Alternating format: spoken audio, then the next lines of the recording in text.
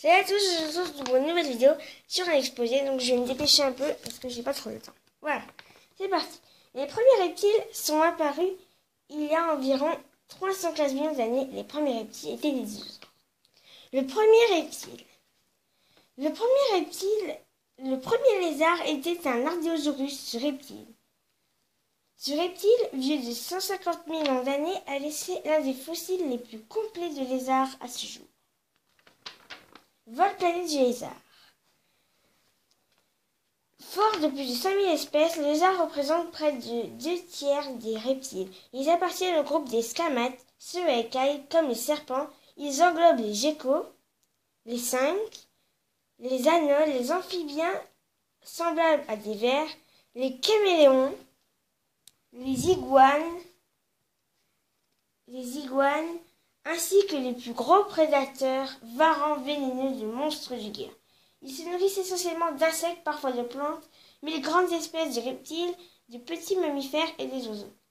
Ce plus grand, le varan de Komodo, est capable de tuer et de manger un buffle. Toutes ont des écailles les protégeant de la déshydratation. Les pattes spécialisées. Elles sont à leur mode de déplacement. Les coursiers ont de lourds orteils, les grimpeurs des griffes acérées. Parfois, les coussés comme du velcro. D'autres ont les pattes palmées ou munies d'écailles pour la marche sur le sable de la nage. Alors, les premiers types de pattes. Poigne d'enfer. Donc, c'est pattes. Poigne d'enfer. Poigne d'enfer. Les pattes du caméléon dotées de 2 pouces, insérées à la façon de pouce et de doigt humain. Type 2. Prise solide.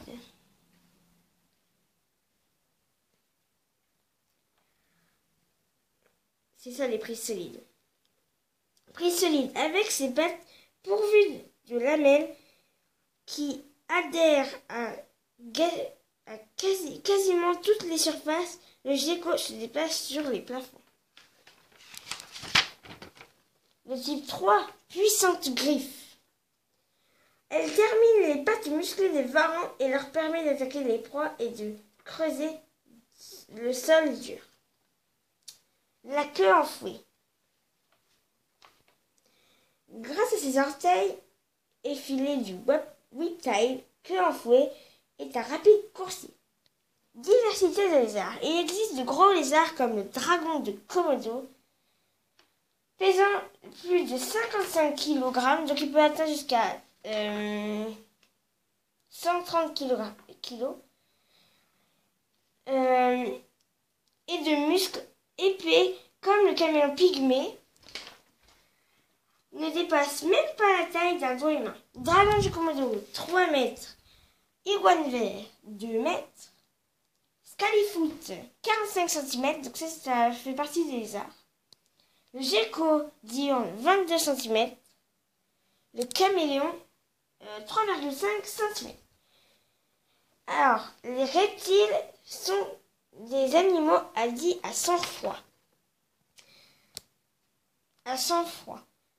Mais leur température corporelle est souvent semblable à celle des mammifères et des oiseaux.